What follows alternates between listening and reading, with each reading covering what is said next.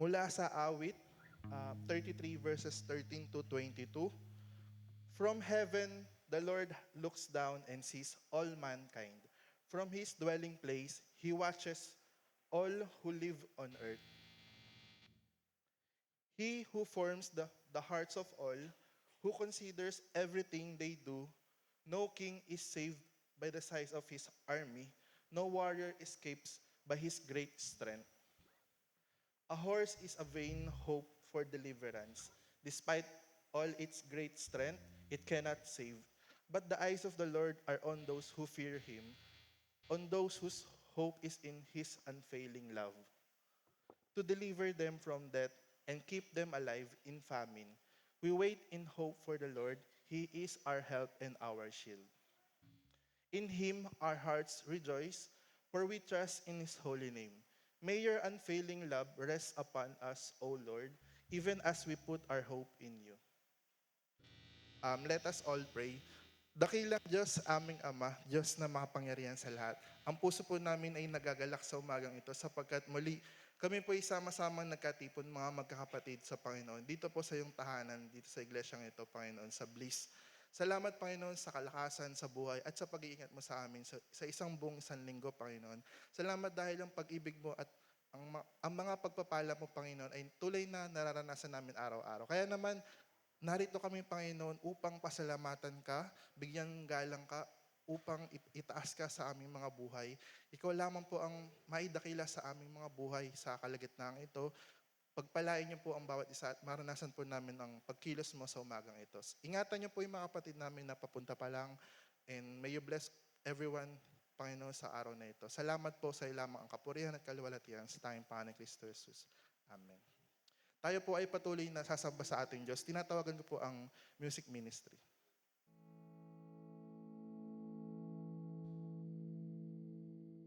Gandang umaga po sa ating lahat. Tayo po ba'y handa ng umawit sa Panginoon? Tayo po ba'y nagagalak na magpupuri sa Panginoon?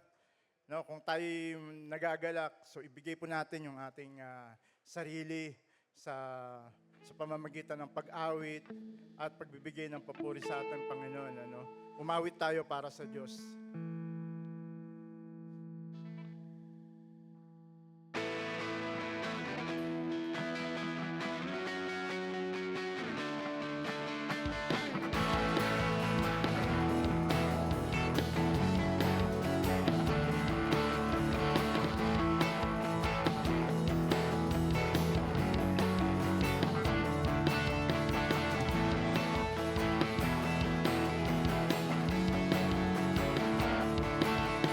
Ako'y narito ngayon, naghihintay. Kasama-sam presensya, mo'y muling maranas. Ako ay narito ngayon, nananabik. Nananabik na ba kayo? Nananabik na makita, luwalhati ng iyong mukha. Ako ay narito ngayon, naghihintay. Nasam-masam, nasam-masam, presensya mo'y muling panas. Ako ay narito ngayon, nananabik. Nananabik na makita, luwalhati ng iyong mukha. Sumasayaw na nga, sa galak tumatawa. Nananabik na makita, di mo pagbisita. Panginoong Yesus, malayang malaya ka. Baguhin mo ang buhay ko, ito'y iyong-iyo.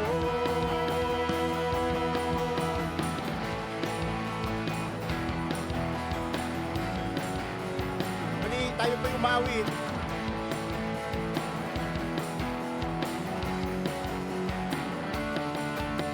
Ako ay narito ngayon, naghihintay. Inasam-asam, nasam-masam presensya, muling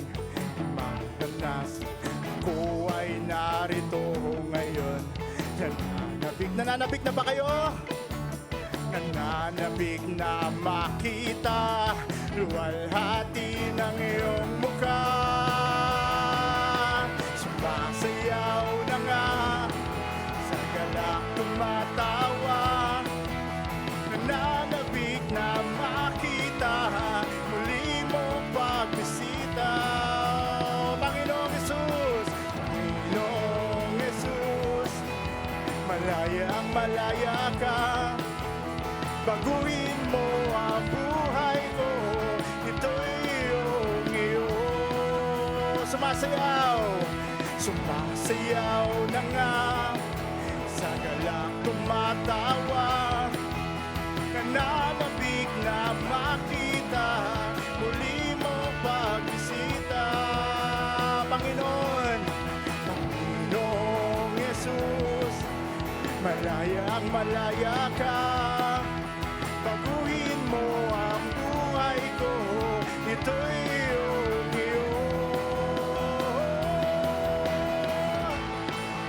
Nalangin tayo sa Panginoon.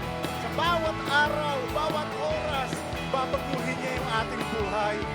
Babaguhin niya. Dating madumi, magiging malinis. Sapagkat siya ay Diyos, tunay na Diyos at makapangyarihang Hari.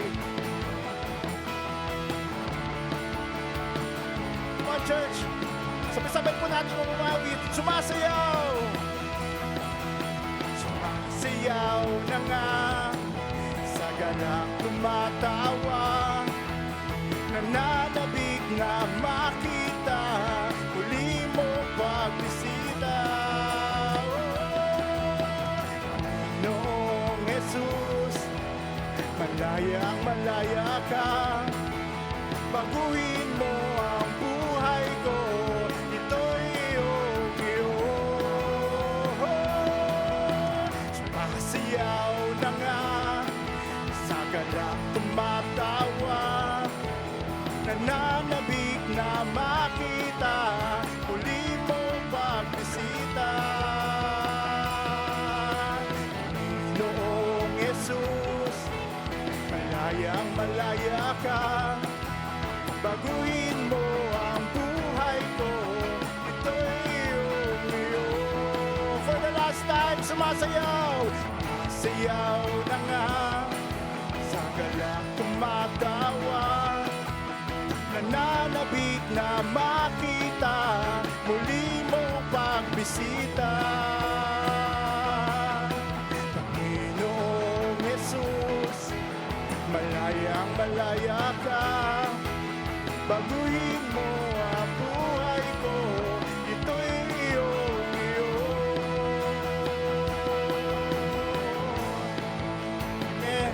Talagang tunay napakasarap umawit sa Panginoon. Tunay nagagalak ang bawat isa sa kaligtasan na natamo natin sa ating Panginoong Yesus. Amen.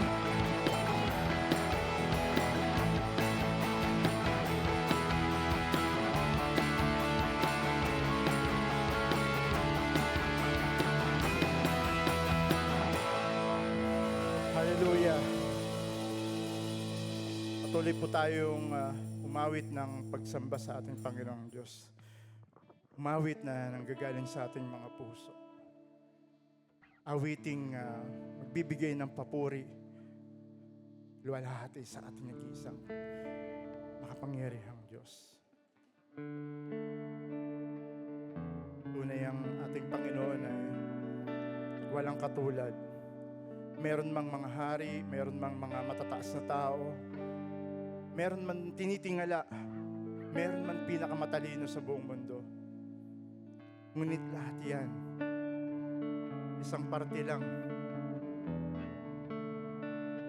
na meron ng kabuuan yung ating Diyos.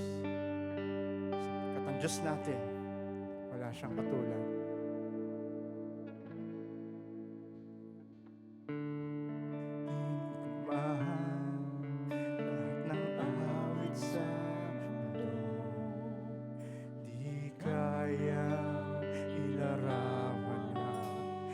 Dakilaan mo, kulang ang lahat ng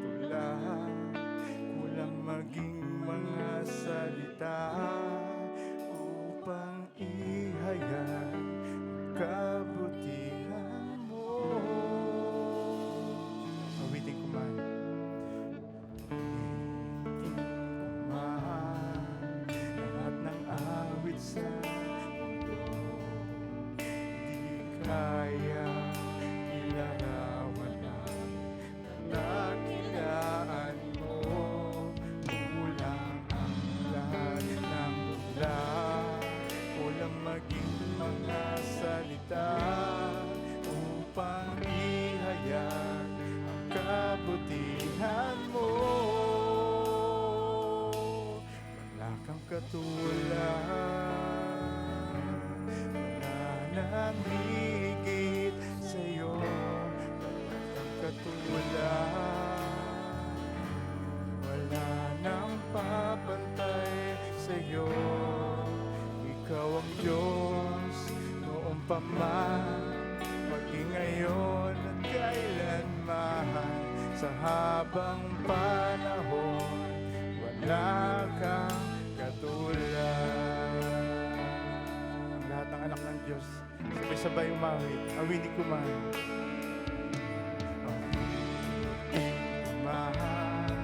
Lahat ng awit sa mundo, di kaya nilarawan ang kadakilaan mo. Kulang ang lahat ng tulahan, kulang maging mga salita upang ihayag ang kabutihan mo. Katulad, wala nang hihigit sa'yo.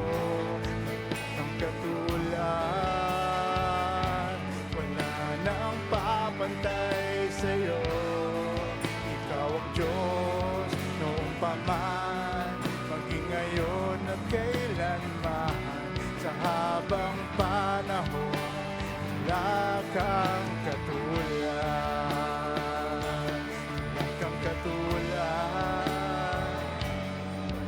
Nang higit sa'yo, ang katulad,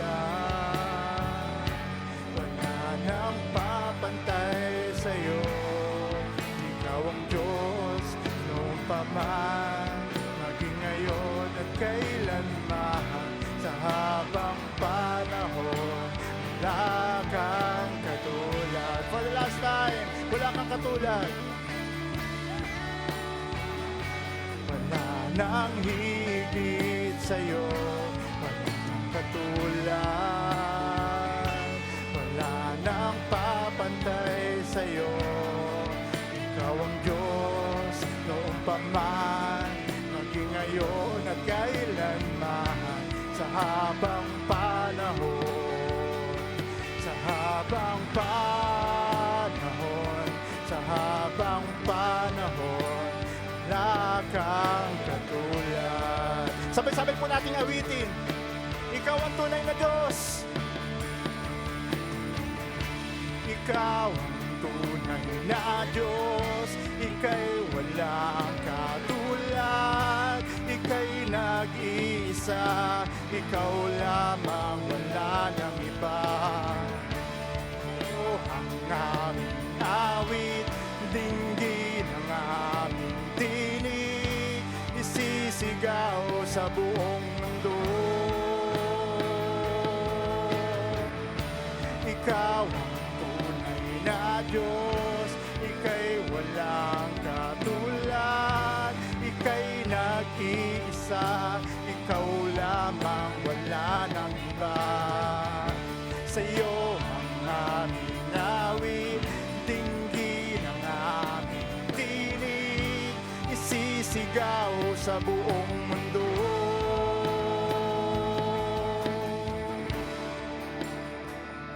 Patuloy po tayong mawit sa Panginoon. Patuloy po natin ibigay yung ating sarili. Patuloy po natin bigkasin ang bawat salita na bibigay papuri sa ating Panginoon. Sa pamamagitan ng ating mga awitin, ibigay natin yung pagsamba sa ating nag-iisang Diyos.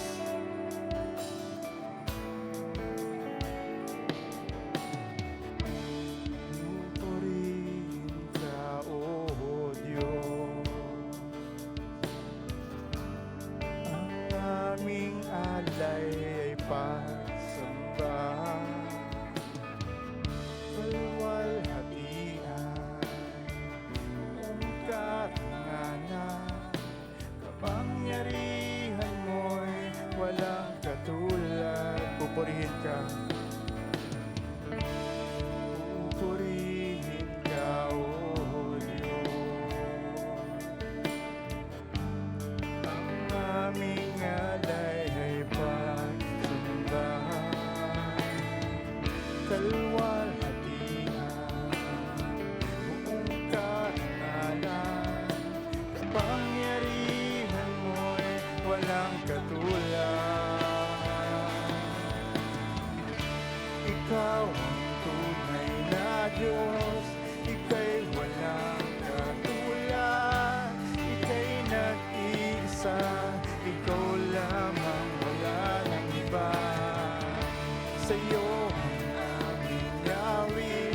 dinggin ang aming tinig, isisigaw sa buong mundo.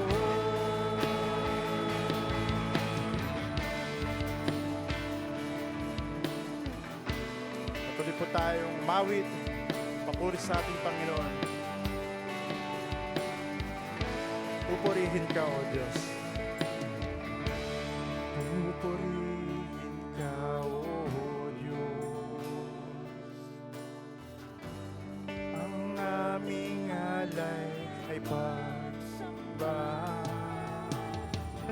kalwalhatian, ang karangalan, kapangyarihan mo'y walang katulad. Ikaw ang tunay na Diyos.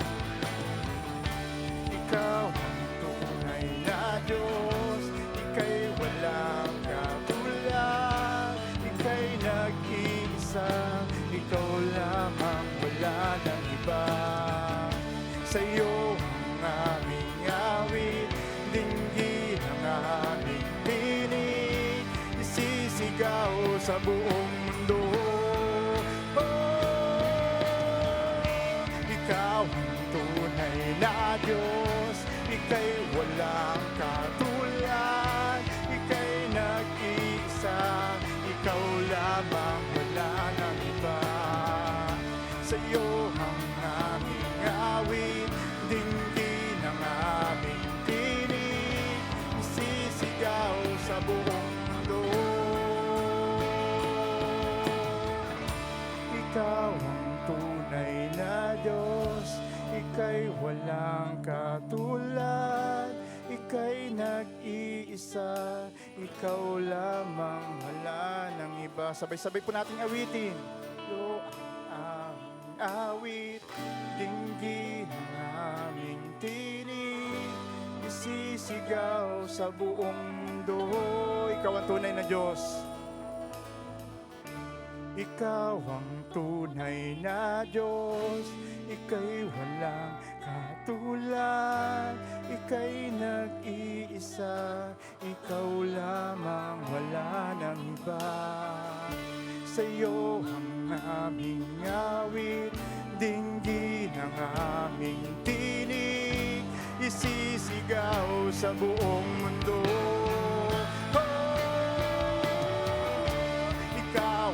Tunay na Diyos, ika'y walang katulad, ika'y nag-iisa, ikaw lamang, wala nang iba.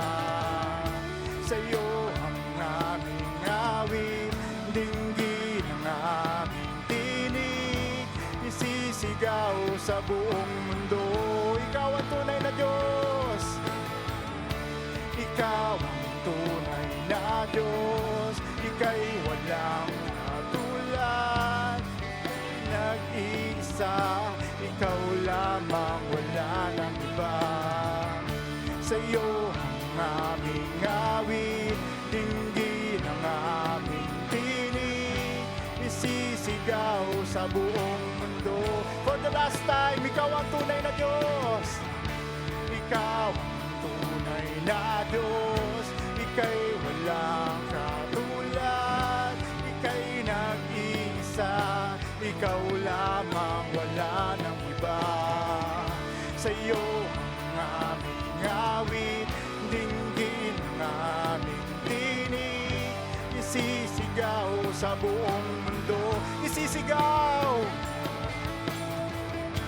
Isisigaw sa buong mundo. Come on, church! Isigaw natin sa buong mundo. Isisigaw sa buong mundo. Isisigaw sa buong mundo. Isisigaw sa buong mundo. Kadakilaan mo. Hallelujah! Purihin ang ating Panginoon. Sa Kanya lang po lahat ng papuri, lahat ng pasasalamat, at lahat ng pagsamba. Wala nang iba sa ating Diyos Ama, Diyos Anak, Diyos Espiritu Santo, ang nag-iisang tunay na Diyos. Amen. Hallelujah. Purihin ang Panginoon.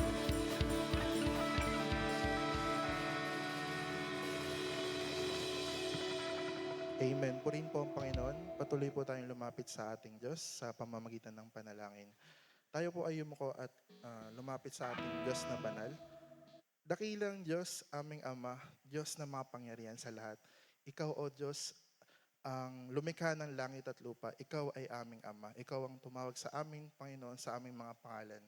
Bago pa man maitatag ang mundo, Panginoon, kilala mo na kami, Panginoon. Salamat dahil yung Diyos na pinaglilingkuran namin ay buhay. Tunay nga na wala kang katulad, Panginoon, sa aming buhay.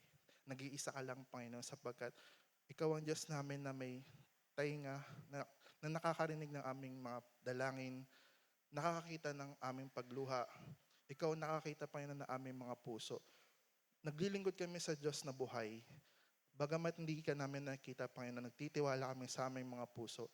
Ikaw ay totoo, ikaw ay tunay na Diyos. Sa aming mga puso, sa aming mga buhay, alam namin sapagkat ikaw ay nararanasan namin, O Diyos.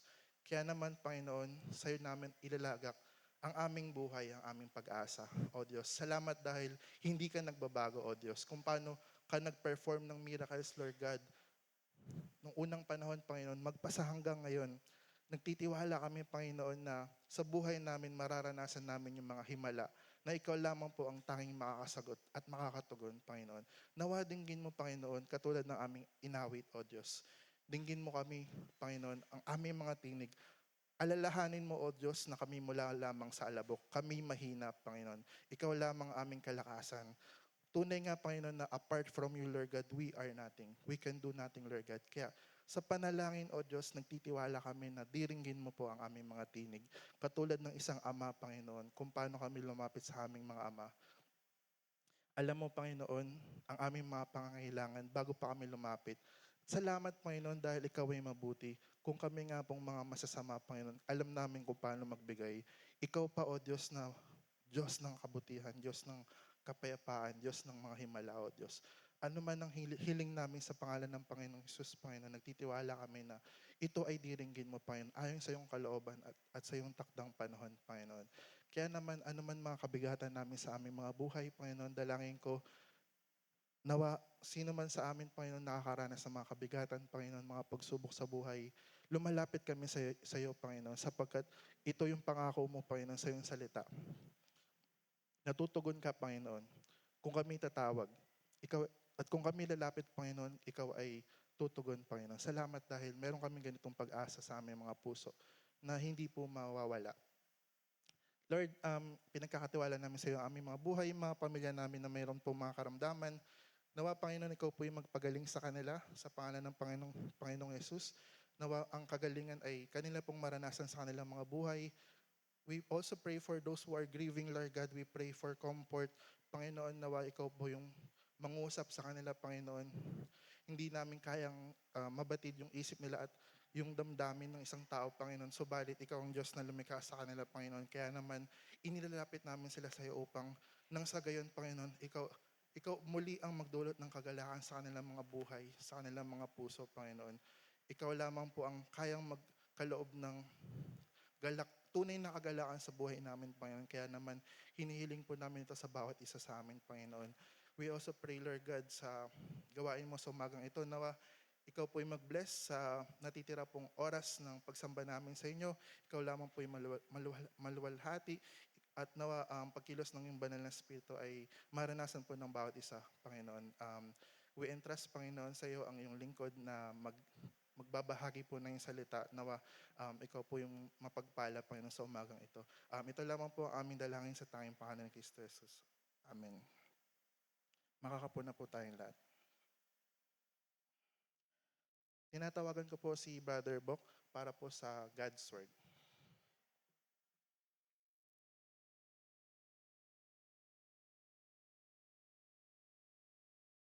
Magandang umaga sa lahat. Salamat kapatid.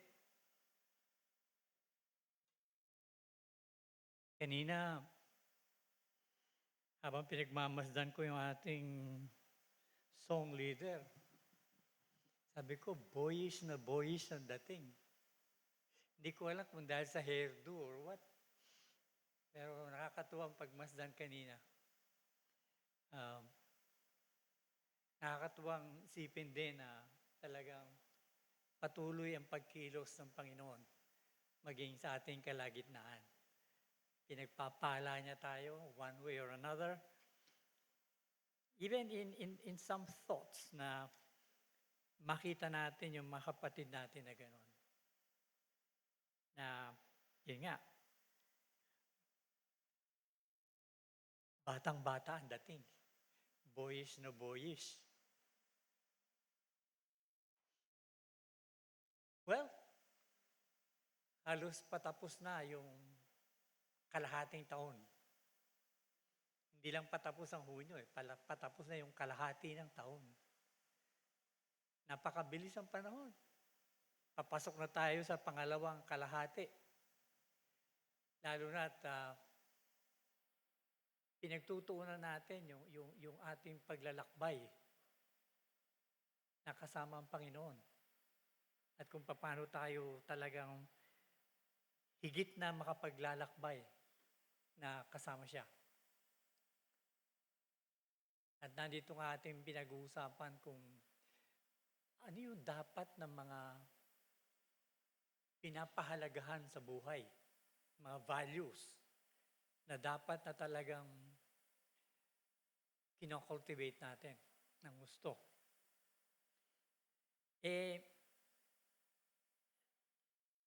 Sa sulat ni San Pablo sa Galacia, talagang inilatag niya doon sa mga taong lubog na lubog sa katotohanan ng pagiging malaya.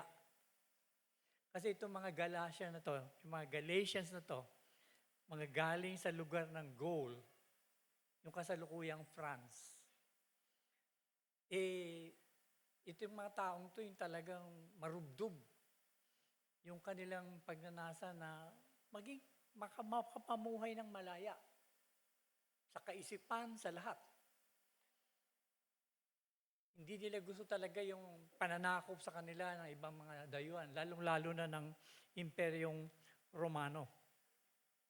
So taglay nila itong kultura na to, maging nung sila kumbaga lumikas na mula sa lugar ng Europa, papunta sa lugar ng Asia. So yung kalupaan na yon na nung lumaon ay pinapangalang Galacia, nagkalat itong mga taong ito na, like I said, marubdob na marubdob ang kanilang damdamin tungo sa talagang buhay na malaya, buhay na hindi pinapakailaman, lalong-lalo na ng Imperyong Romano nung panahon nila. At ito nga yung mga taong kumbaga kahit na papaano, tumitingin sila sa kaitaasan. Although hindi ganong kalinawan. Kaya nung kumilos nga si Paul doon, sinusulatan niya, nagmi-minister siya doon, binabanggit nga niya na talagang dalawang bagay lang sa buhay ng tao.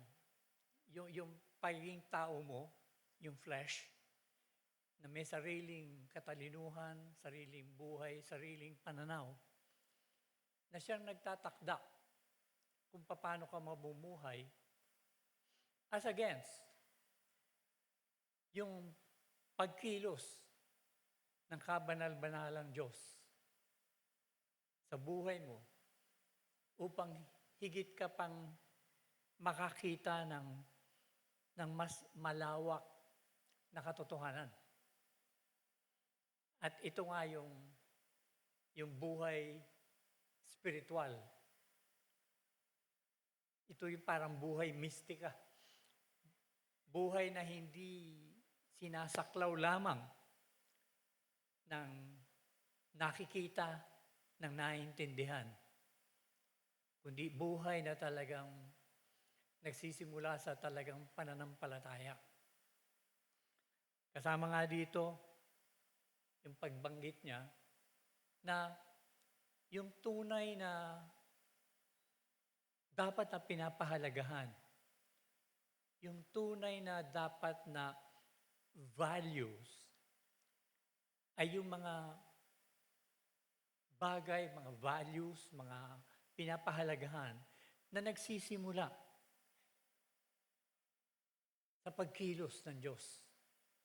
Binanggit nga niya yung bunga ng Espiritu, the fruits of the Spirit.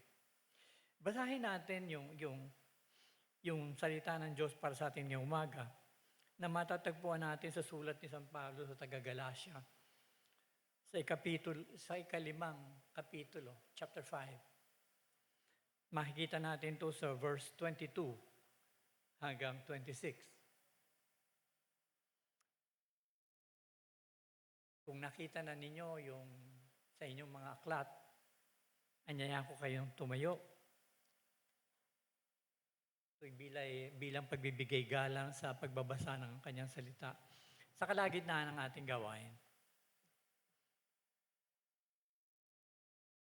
At ito ang sinabi ni San Pablo, "But the fruit of the Spirit is love, joy, peace, long-suffering, kindness, goodness, faithfulness, gentleness, self-control. Against such, there is no law. And those who are Christ's have crucified the flesh with its passions and desires. Now, if we live in the Spirit, let us also walk in the Spirit. Let us not become conceited, provoking one another, envying one another." Pagpalain tayo ng Panginoon sa pagbabasa ng kanyang salita. Makaupo tayo mga kapatid.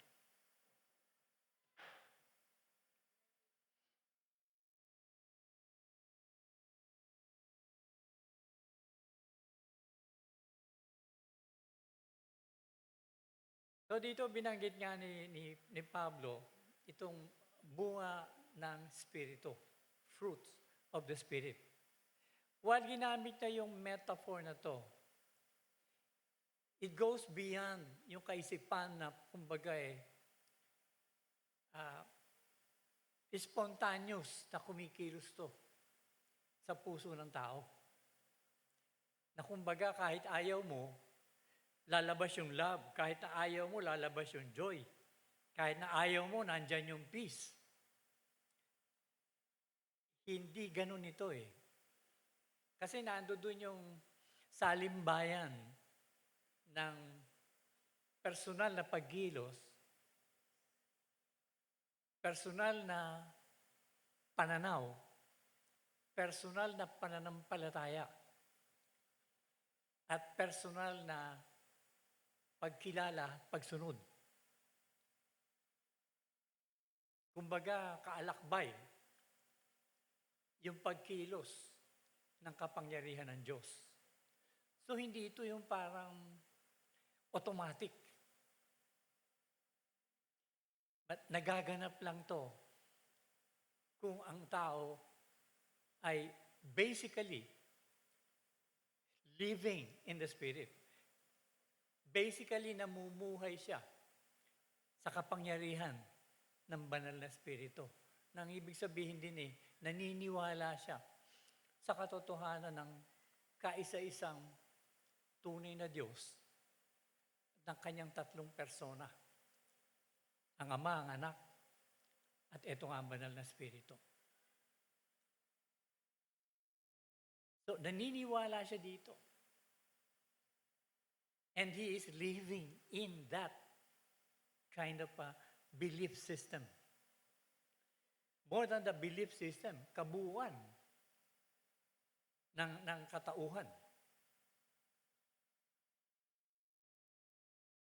Bukod dito, sinasabi ni Paul, hindi lamang you should be living in the Spirit, but you should walk in the Spirit. So parang binibigyan niya ng pagkakaiba, yung living in, tsaka yung walking in. In both instances, while nandoon yung pagkilos nang hindi masasawatang o hindi mabibigyan ng boundaries ng kapangyarihan ng Diyos. But still, nando doon. Nando doon yung desisyon ng tao. Nando doon yung kaalaman ng tao. Nando doon yung pag-agree ng tao. So it's a symbiotic relationship. At ito nga ang, kumbaga, sinasabi sa atin. While binanggit ni Paul yung mga pagpapahalaga, values, na dapat ay, kumbaga, lumalabas sa atin. Kung tayo ay nagpapasailalim sa banal na Espiritu, binabanggit niya rin dito in a sense na hindi mo dapat asahan na basta naniwala ka, tapos na, hanggang doon na lang.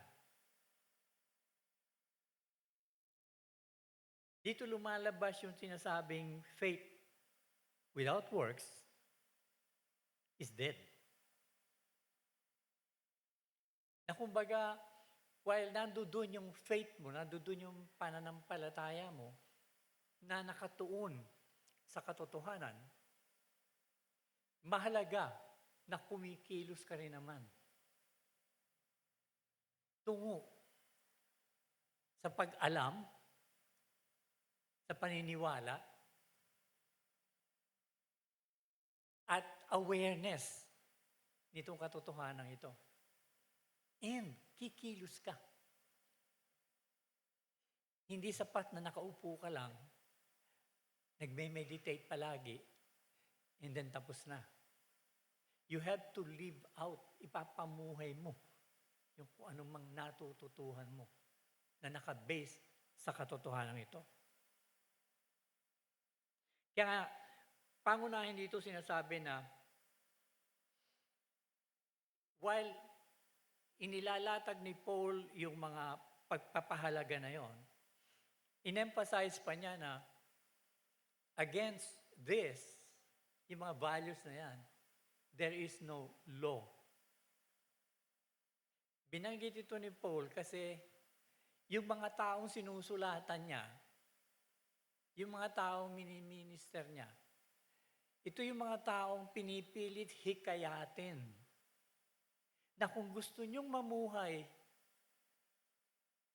sa katuruan ni Kristo, kung gusto nyong sumunod kay Kristo, dapat maging miyembro muna kayo ng Judaism. Dapat sumunod muna kayo sa batas ni Moises. So, yun ang palaging sinasaksak sa kanila. Kumbaga, ang katotohanan ng Diyos ay malinaw lamang sa bakuran ng batas ng Diyos na ibinigay sa pamagitan ni Moises. So ito yung, kumbaga, katotohanan mula pa sa nakasulat sa Genesis all the way down.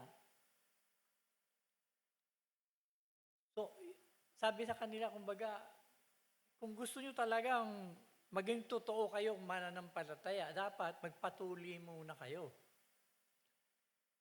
Yung pagpapatuloy na yan yun yung initiation mo pagpasok sa loob ng Judaism. So dapat, kumbaga, ano man yung dati mong pinaniniwalaan, ano man yung dati mong relihiyon, dapat bitawan mo na yan. Pumasok ka sa bagong relihiyon. At ito yung relihiyon na kinakasihan ng Diyos. Ito nga yung Judaism na to. Ito nga yung nasa ilalim ng batas ni Moises. Kumbaga, kung hindi ka susunod dyan sa batas na yan, walang mangyayari sa'yo. Kasi sabi nga ni Paul, Tapos na yan eh. Ang Panginoong Jesus ay talagang, kumbaga, dinala na niya lahat ng batas na yan, sinunod na niya yan eh. Ang tanging hinihiling lang niya is manampalataya sa Kanya eh. Sumunod sa Kanya eh.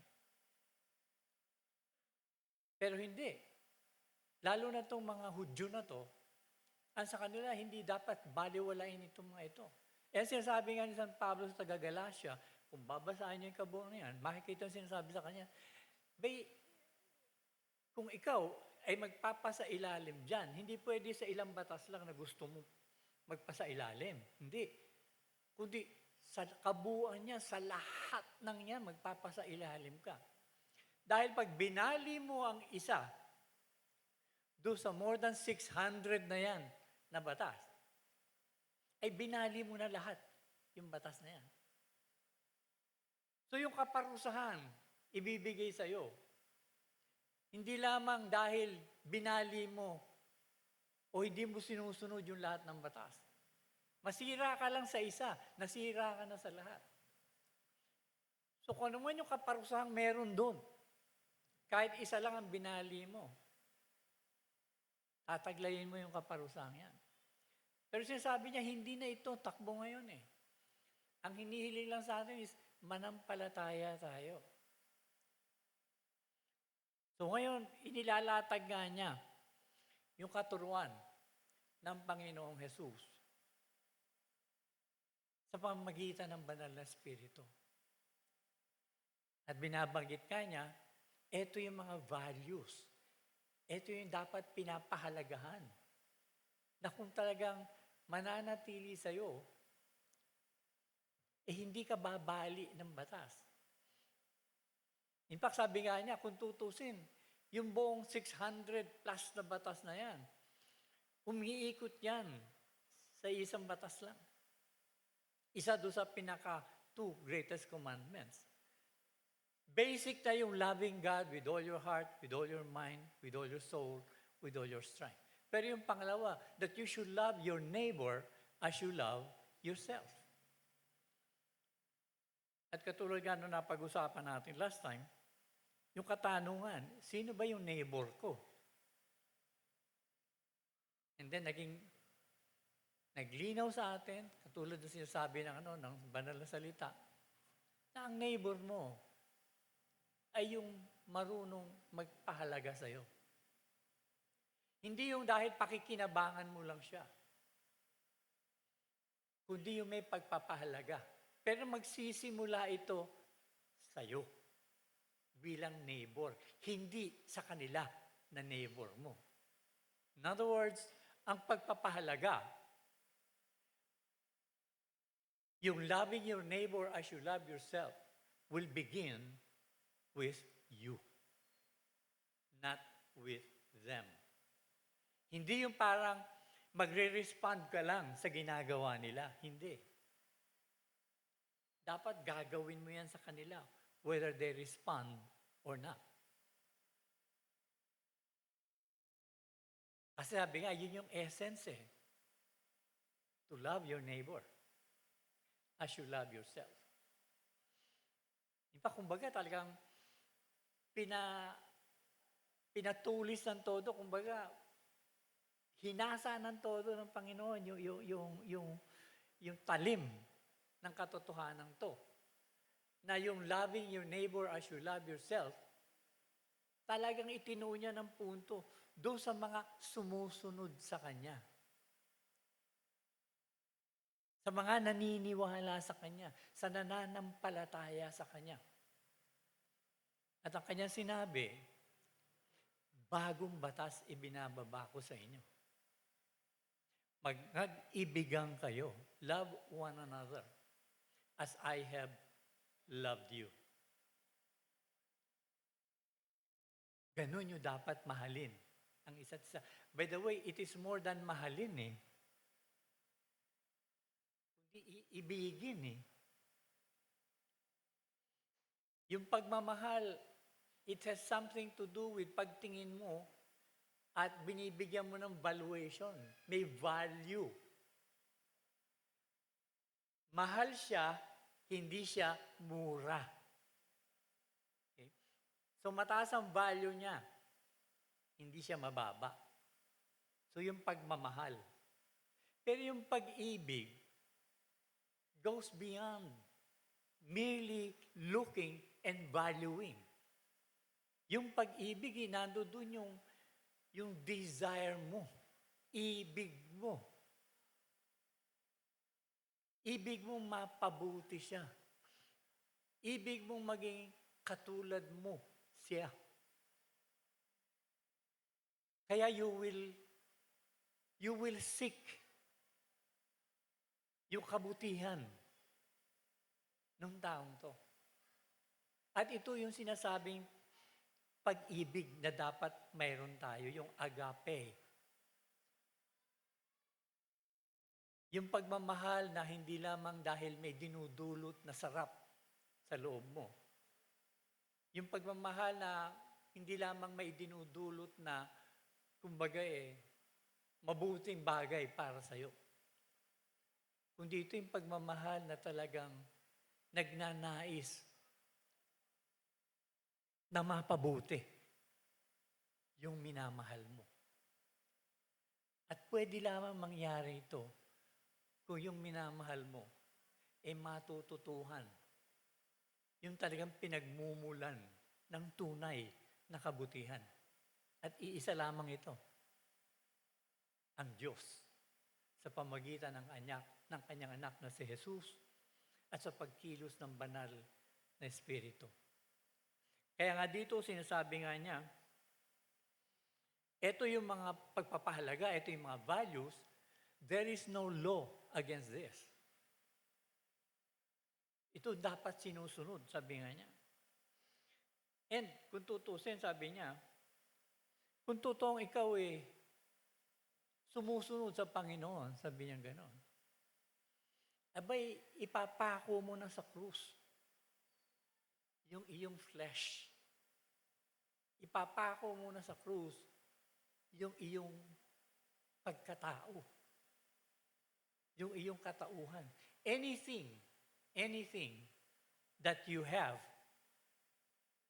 from what you believe in to what you hold in possession, everything must be put away. Papako mo sa krus yan. Pag ipinako sa krus, ibig sabihin, mamamatay. In fact, nung panahon ng Panginoong Jesus, once ipatong sa'yo yung patibula na yon ng krus, consider na patay ka na. For all intents and purposes. Kung may kayamanan ka man, wala na sa'yo yan. Hindi na sa'yo yan. Kung sino man dapat kumuha niyan, yun ang kukuha niyan. Kung may mga parang honor na ipinipinta sa'yo, wala na yan. Because you're dead. Dahil ipinatong na sa'yo yung krus na yan. Lalo na kung i-crucify mo, ipapako mo sa krus. Ito nga sinasabi ni Paul, kung totoong tagasunod ka ni Kristo, yung katauhan mo, yung pagiging tao mo, everything, dapat ipako na yan sa krus. Dapat mamatay na yan. At ang dapat mabuhay dyan ay yung bagong ikaw. Yung nabubuhay na sa Espiritu ng Diyos. Yung ikaw na tinubos na ng Panginoong Jesus. Yung ikaw na lahat ng kasalanan, malaki, maliit, kahit na gangga, alikabok na dumi. Lahat ng ito ay nilinis na ng Panginoong Jesus. Dapat mamuhay ka ng ganyan. At ito yung sinasabi niyang living in the Spirit. So when you live in the Spirit, more than you walk in the Spirit. Because yung walk in the Spirit comes only after you have learned and you have begun to exercise living in the Spirit.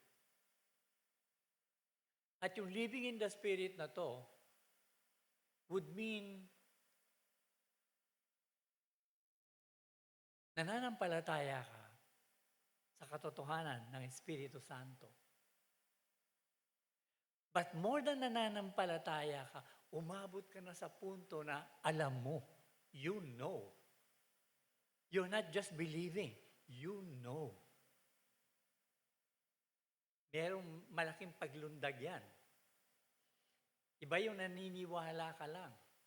Na kumbaga may kinalaman yan sa kung ano yung pagtakbo ng utak mo, kung ano yung pipiliin mong tignan, kung ano yung pipiliin mong sundin. Na hanggang sa umabot ka na doon sa pupuntong hindi ka lang naniniwala, kung hindi alam mo.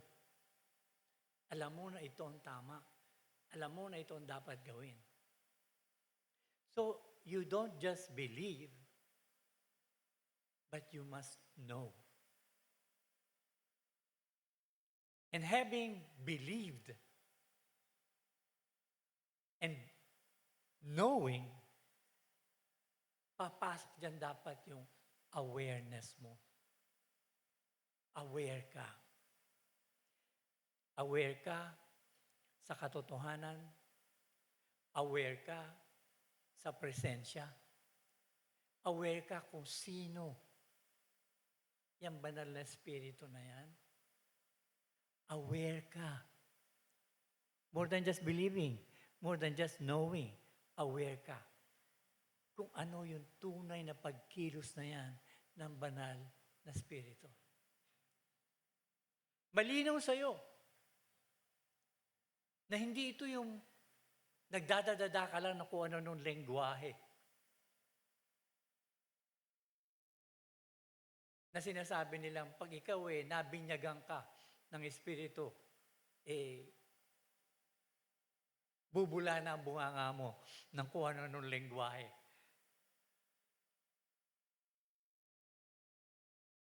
It has to be more than that. Dapat malinaw sa'yo, paano ba yung pagkilos na yan ng banal na Espiritu? Ano yung kinalaman ng banal na Espiritu sa anak ng Diyos? And definitely, sa ilalim ng Ama na may likha ng lahat, na siyang may kapangyarihan sa lahat. Ano yung role na to ng Espiritu? At ano yung role na to ng Espiritu sa'yo? Like I said, more than just thinking na itong mga pinapahalagahan na to, itong mga values na to, more than them being just parang spontaneous nakikilos sa'yo. Importante dito malaman mo kung ano to. Paniwalaan mo na posible ito sa'yo. Love, joy, peace, sa kabila ng sitwasyon sa paligid. Sabi nga nung iba, ayoko ng Bible na yan. Mahihirapan ka lang sa buhay. Kasi marami yung talagang nagpa-Bible daw. Nag-nosedive ang buhay. Nawala yung mga kayamanan, nawala yung mga posisyon.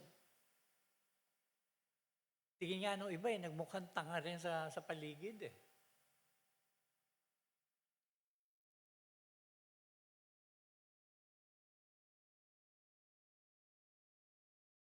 Biro mo, isa sa mga sinasabi rito na kung talagang mananampalataya ka, i-crucify mo, papatayin mo yung iyong pagkatao. Anong matitira sa'yo? At sino ka pagkatapos ito? Ito yung maganda, yung malaman mo to . Una, yung maniwala ka . Tapos malaman mo. Tapos maging aware ka sa katotohanan na to. So that is how you will be living in the Spirit. And only when these are true sa'yo, can you walk in the Spirit. Hindi sinabi ditong walk with the Spirit. Hindi sinabi ditong walk behind the Spirit. Hindi sinabing walk before the Spirit or side by side with the Spirit. Walk in the Spirit. So talagang, hindi pwedeng basta binasa mo lang, okay na. Basta by faith. Hindi.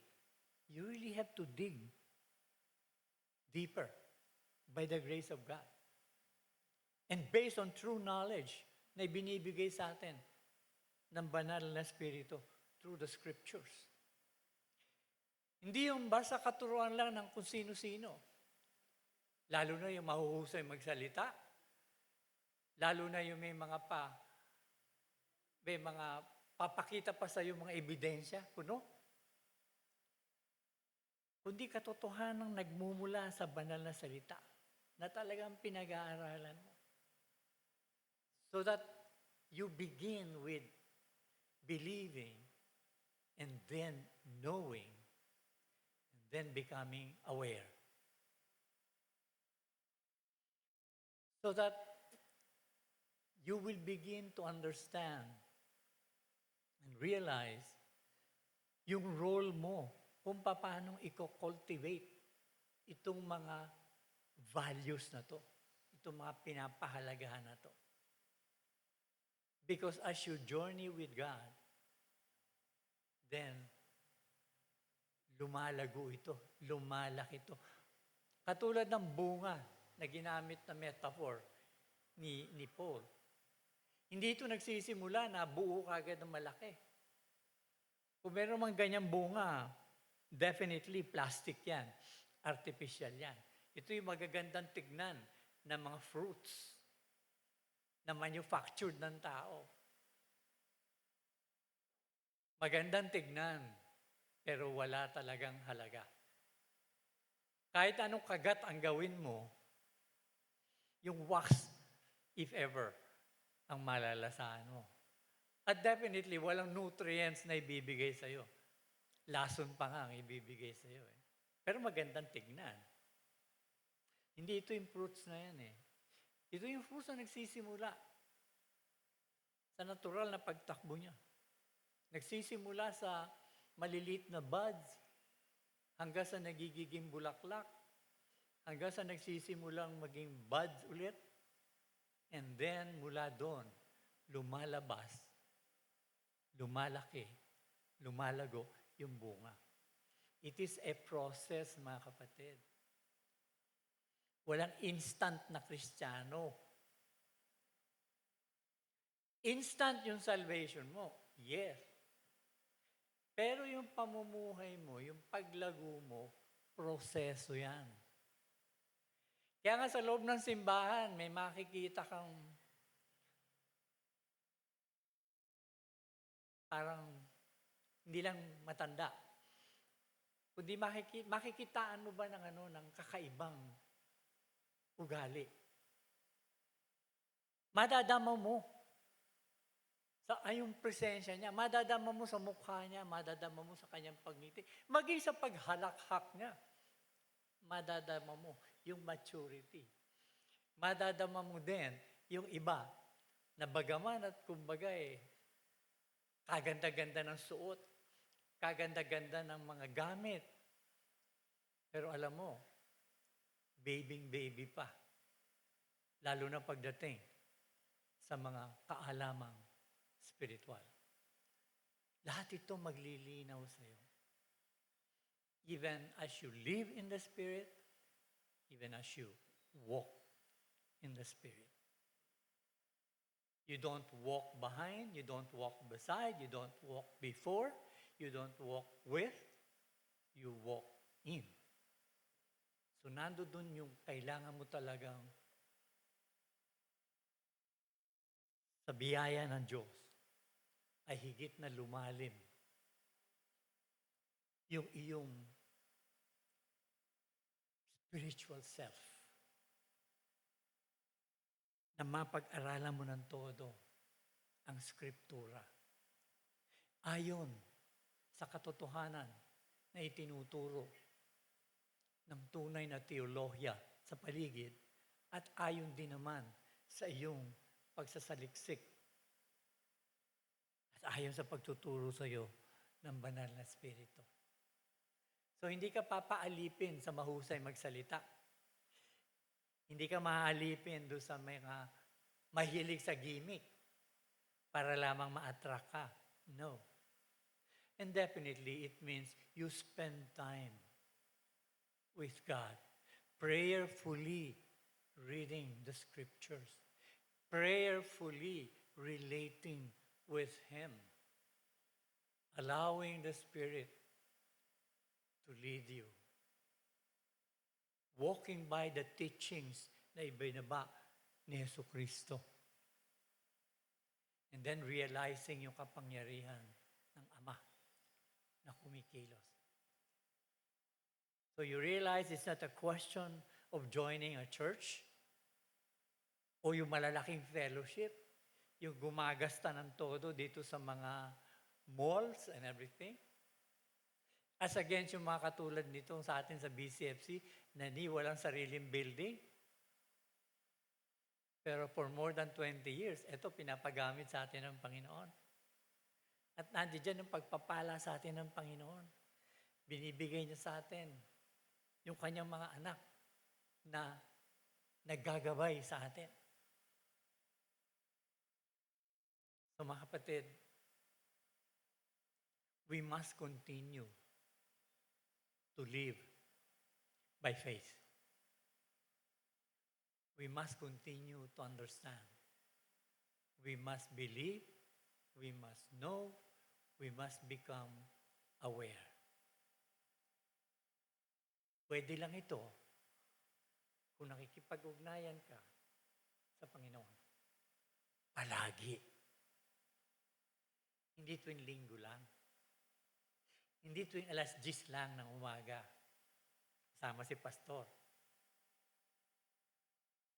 Kundi moment by moment. Hindi yung pagtingin mo sa kapatid mo. Hindi yung magandang mukha lang niya ang makikita mo. Kundi ang mukha ng Panginoon sa Kanya. Tarang manampalataya, Panginoon. Tarang manalangin. Ama, maraming salamat po, Panginoon.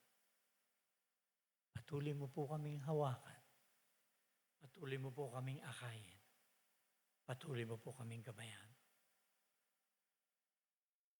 Sa ngalan ni Jesus.